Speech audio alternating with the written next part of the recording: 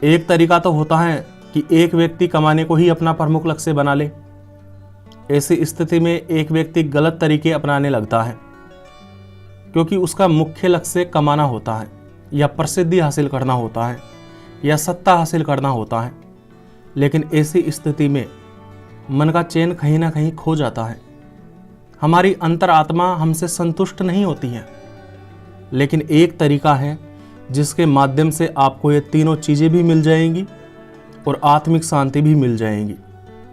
वह तरीका है कि आप जो भी कार्य करते हैं उसे अपनी पूरी क्षमता के साथ में करने का प्रयास करें और पूरी ईमानदारी के साथ में करने का प्रयास करें। जब आप अपने काम को पूरी निष्ठा के साथ में करेंगे तो धन, प्रसिद्धि और सत्ता, ये तीनों चीज़ें आपके पीछे भागने लगेगी। मैं ऐसे नहीं कह रहा कि धन, प्रसिद्धि और सत्ता हासिल करना गलत होता है, बल्कि मैं ऐसे कह रहा हूँ कि इनको अपना मुख्य लक्ष्य बनाना गलत होता है। अर्थात धन, प्रसिद्धि, सत्ता, ये तो एक तरह से आपके साधन होने चाहिए जिनका आप इस्तेमाल करें। आपके लिए ये चीज़ें वस्तुएं होनी चाहिए जिनका आप इस्तेमाल करें, ना कि ये चीज़ें आपका लक्ष्य होना चाहिए। आपका मुख्य लक्ष्य तो अपने जीवन के उद्देश्य की पूर्ति और अपने कार्य को पूरी क्षमता के साथ में करने का प्रयास होना चाहिए। क्योंकि यदि आप अपने जीवन की उद्देश्य की पूर्ति अच्छे तरीके से कर लेंगे और आप जो भी कार्य करते हैं उसे पूरी लगन के साथ में करेंगे, तो आपको धन, प्रसिद्धि, ताकत, ये सब चीज़ें बाय प्रोडक्ट के रूप में मिल जाएगी, उप उत्पाद के रूप में मिल जाएगी। अपने जीवन के उद्देश्यों की पूर्ति करने से और अपना कर्म पूरी निष्ठा के साथ में करने से प्रसिद्धि, धन और सत्ता बाय प्रोडक्ट के रूप में मिलने लग जाती है। इन्हें अलग से लक्ष्य नहीं बनाना पड़ता। वास्तव में जो व्यक्ति अपने कर्म को सही दिशा में सही तरीके से करता रहता है, ऐसे व्यक्ति को अभाव नहीं होते हैं।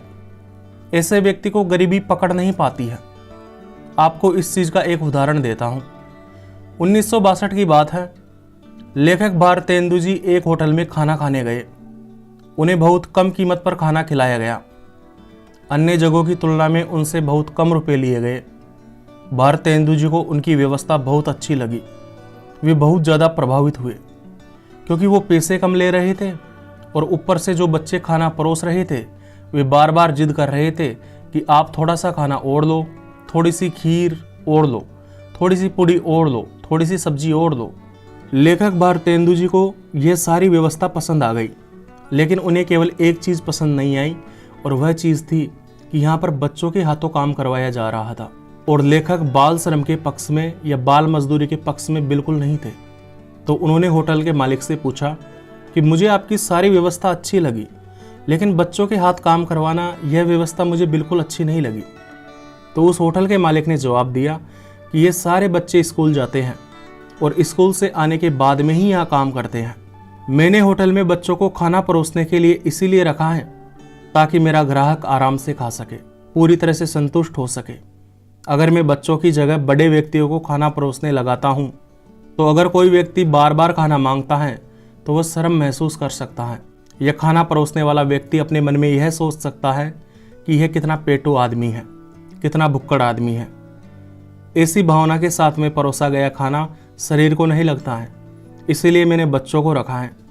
यह बात सुनकर लेखक अचंभित हो गए, क्योंकि उनका मूल उद्देश्य पैसा कमाना नहीं था, बल्कि उनका मूल उद्देश्य ग्राहकों को अच्छी से अच्छी सुविधा प्रदान करना था। उन्हें अच्छे से अच्छे तरीके से भोजन का मजा प्रदान करना था। ऐसी बात नहीं है कि उन्हें पैसे नहीं चाहिए थे, उन्हें पैसे चाहिए थे, लेकिन उनकी प्रथम प्राथमिकता अपने ग्राहकों को संतुष्ट रखना था।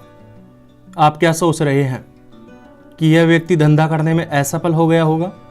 नहीं।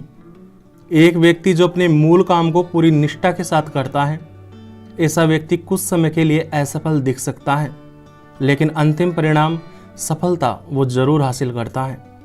15 सालों से भी कम ही समय में यह होटल मुंबई, दिल्ली, कोलकाता इत्यादि विभिन्न जगहों पे फैल गई। इस होटल का नाम था वुडलैंड।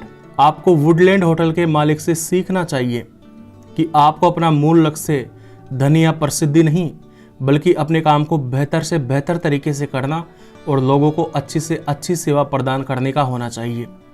क्योंकि यदि आप लोगों को अच्छी से अच्छी सेवा प्रदान करेंगे तो धन, प्रसिद्धि जैसी चीज़ें आपको बाय प्रोडक्ट के रूप में मिल जाएगी।